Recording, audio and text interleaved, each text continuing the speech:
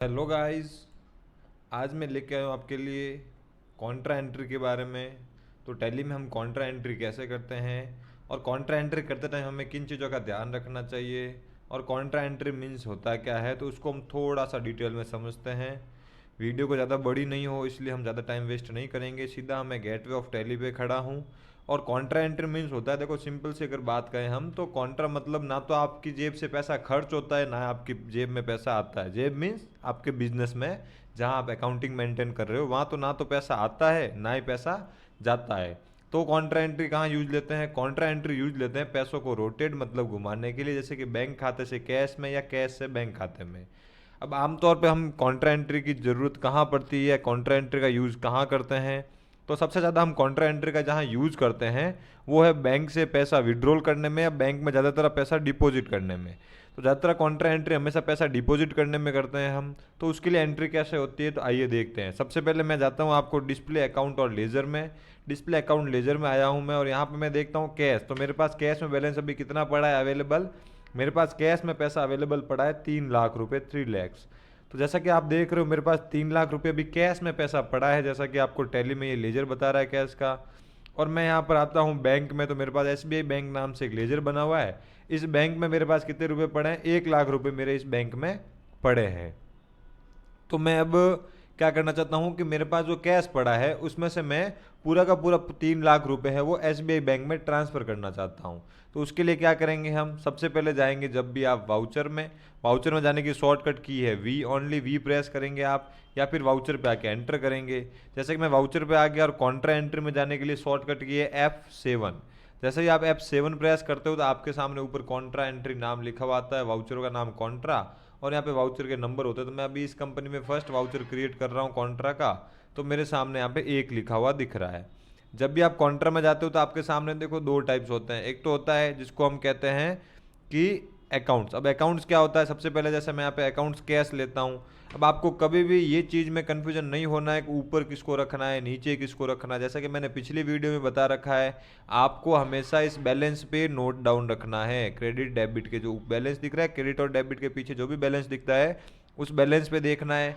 और मैंने पिछली वीडियो में ये भी बता रखा है कि आप लोगों को क्या करना है, कोई भी एंट्री करने से पहले आप लोगों को वो एंट्री को अपने माइंड में करना है। माइंड में करने का मीन्स कि जैसे कि मैंने आपको पहले ही बताया, मेरे पास बैंक के अकाउंट में कितने रुपए पड़े थे? 1 लाख रुपए। कैश में मेरे पास कितने रुपए पड़े हैं? 3 लाख रुपए। तो जब मैं 3 लाख रुपए कैश से बैंक में ट्रांसफ़र करूंगा तो मेरे पास कैश में कितना रुपए रहेंगे? 0। और बैंक में कितने हो जाएंगे? 4 लाख। बस इजीली ये एंट्री करनी है। जब आप ये इस तरह की एंट्री अपने माइंड में करना सीख गए, उस दिन आप टैली सीख गए, वो भी 100%। टैली कोई बहुत बड़ी चीज़ नहीं है। कॉमन सेंस के साथ में जो एंट्रीज करते हैं हम, उस एंट्री को समझने की एक है ना नॉलेज होनी चाहिए। वो नॉलेज अगर आपके अंदर हो गई बिल्ड डेवलप, तो आप टैली सीख जाए। और आप होंगे 100% होगी, क्योंकि कोई भी चीज़ आप रेगुलर करते हो तो 100% आप उसमें सक्सेस होते ही होते हो।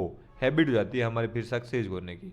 तो आप भी, अगर आपको कोई डीमोटिवेट कर रहा है किसी भी चीज़ के बारे में, तो आप उसको डीमोटिवेट नहीं होना है। अपने को लर्निंग करनी है। हर चीज़ एक दिन में समझ में नहीं आती है, आगे धीरे धीरे समझ में आएगी। तो मैं बिना बात की बात नहीं करके सीधे काम की बात पे आता हूँ कॉन्ट्रा एंट्री में। जैसे कि आप देख रहे हो मैंने ऊपर यहाँ पे क्या लिया, अकाउंट में कैश लिया है, कैश में बैलेंस बता रहा है। और यहाँ पर मैं क्या लेने वाला हूँ? SBI bank. अब मुझे कितने ट्रांसफ़र करना है? मुझे ट्रांसफ़र करना है 3 लाख रुपए। तो मैं जैसे ही 3 लाख देखो यहाँ पे एंटर कर रहा हूँ, और जैसे ही एंटर प्रेस किया मैंने, तो 3 लाख एंटर करते आपको देखो एक चीज़ देखी होगी आपने, यहाँ पर एसबीआई बैंक में 2 लाख रुपए और रेड हो गए। रेड होने का रीज़न क्या है? क्योंकि हम एंट्री कैसी कर रहे हैं? उल्टी। ये क्यों की मैंने? ताकि आपको पता रहे बैलेंस पे कैसे नोट डाउन रखना है। जब हमने अपने माइंड में एंट्री की तो हमारे माइंड में क्या आया? कैश 0 होगा और एसबीआई में 4 लाख होंगे, लेकिन वैसा नहीं हो रहा है। तो हम क्या करेंगे? यहाँ पर लेजर चेंज करेंगे, एसबीआई ले लेंगे और यहाँ पर क्या लेंगे? कैश। अब अपने माइंड में जो एंट्री थी वो हुई कि नहीं हुई? हो गई हो तो चैनल को सब्सक्राइब कर देना और पेज को और हमारे लाइक कर देना हमारे वीडियोस को। पीछे भी और भी खूब सारी नॉलेजेबल वीडियोस है अवेलेबल, वो सब आप ही के लिए है, आप ही को देखने के लिए रखी हुई है वहाँ पे। तो उसको भी जाके वॉच करना और अपने नॉलेज को बिल्ड करना। आप जैसा देख रहे हो हमारे पास कैश में बैलेंस कितना हो गया? 0। एसबीआई में हमारे पास बैलेंस कितना हो गया? 4 लाख रुपए, जबकि 3 लाख था। सॉरी 3 लाख हमारे पास कैश था, वो पूरा हमने ट्रांसफ़र कर दिया। 1 लाख एसबीआई में था, 3 लाख और गया तो 4 लाख हो गया। इजी कैलकुलेशन है। जैसे ही मैं इस पर एंटर करूंगा एंटर करूंगा एंटर करूंगा, और यहाँ पे हमसे ये क्या पूछेगा, कैश के बारे में। अब कैश के बारे में मतलब अपने कैश क्या क्या है, डिपॉजिट किया है। तो जब आप कैश डिपॉजिट करते हो तो उसके अंदर हमारे पास नोटों की भी संख्या होती है कि हमने 2,000 के कितने नोट दिए, 1,000 के कितने दिए, 500 के कितने दिए। अगर आपके पास वो डेटा है तो फीड कीजिए, नहीं है तो एंटर एंटर करके आप इसको एक्सेप्ट करके यहाँ पे बाहर आ सकते हैं। उसके बाद आप बैंक का नाम लिख सकते हैं आप, और एंटर नरेशन मतलब होता है कि इसमें कुछ आपको डिस्क्रिप्शन डालना हो तो, या फिर बाई चांस आपको कभी ऐसा कुछ लिखना हो ताकि आपकी मेमोरी कुछ टैग करना हो कि दीपक ने जमा करवाया, दीपक के हाथों से कराया, उस पार्टी से पेमेंट आया वो जमा करवाया। ऐसा आप कुछ भी लिख सकते हो। जैसे कि मैं यहाँ पे लिख देता हूँ, राम एंड सन्स पे पेमेंट। तो ऐसे मैंने लिखा तो ये क्या हुआ, एक प्रोडक्ट टैग हो गया, ताकि मैं कभी इन फ्यूचर महीने 2 महीने 3 महीने बाद ये अगर एंट्री कभी देखूँ तो मुझे याद रहे कि हाँ ये पैसा मैंने किस चीज़ का उसमें जमा करवाया था, कि मैंने राम एंड सन से जो पेमेंट लिया था वो पेमेंट मैंने बैंक में जमा करवाया। तो ऐसे आप अपने आप को टैग कर सकते हो।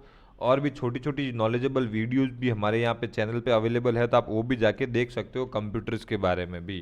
तो जैसे मैं यहाँ पे एक्सेप्ट करूँगा, यस करूँगा, तो मेरा यहाँ पे क्या हो गया है, टोटल कॉन्ट्रा एंट्री सेव हो गई है। जैसे ही कॉन्ट्रा एंट्री सेव हुई उसको देखना है मुझे। उसको देखने के लिए हम क्या करेंगे, डिस्प्ले में आएंगे और डिस्प्ले अकाउंट और लेज़र, मैं कैश में जाता हूँ तो कैश में देखो यहाँ पे दिख रही है कॉन्ट्रा एसबीआई। कैश में भी अवेलेबल बैलेंस जीरो, देखो यहाँ पे क्लोजिंग बैलेंस कुछ नहीं बता रहा है। डेबिट में भी 5 लाख, क्रेडिट में भी 5 लाख। स्कैप करता हूँ और यहाँ पे जाता हूँ मैं एसबीआई बैंक में। एसबीआई बैंक में जैसे ही मैं आता हूँ तो एसबीआई बैंक में पहले 1 लाख, फिर 3 लाख कॉन्ट्रा से आए, 4 लाख। मतलब पैसा ना तो खर्च हुआ ना प्राप्त हुआ, कैश से बैलेंस कहाँ चला गया, बैंक में। बैंक से कैश में लाना तो भी इजी प्रोसेस है, वही तरीका जो हमने पहले किया। इसलिए कोई भी तरह के कोई डाउट नहीं रखना है। अगर कोई डाउट हो आपके माइंड में तो भी आप मुझे कमेंट करके ज़रूर बताएं। Thank you guys, thank you for watching, thank you.